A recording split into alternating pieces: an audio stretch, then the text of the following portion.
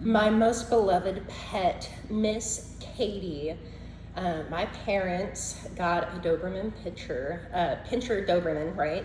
We were born 3 days apart. So I was born January 2nd, and she was born 3 days after me. They brought her home at 12 weeks old, and instantly, me and that dog were hip to hip, toe to toe. Life was changing and evolving, and we moved, and that dog was not only the only consistent part of my life during that time, but for 15 years, it was Katie and I. And we would literally do everything together except get on the school bus and go to school. Summers were only my favorite because I got to spend all day with my dog. And towards the end of her life, me and her would just sit on the floor, and I would eat half of my yogurt, she'd eat the other half. You'd give her like the little Ritz cracker because time's getting close, and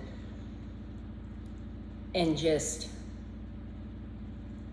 the last week of her life, you could tell that she just was so thankful and was ready, but didn't want to leave me.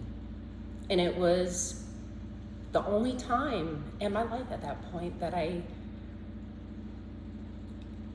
felt unconditionally loved. It was such an unconditional love. And that really made an impression on me, because you realize that even though dogs see the worst parts of your life, they don't judge you through that. They love you through that.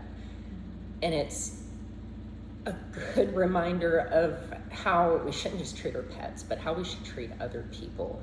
Because if we just never press judgment and passing, if we just loved everybody unconditionally, you could make anyone just your best friend and have that relationship and impression on everybody that you meet.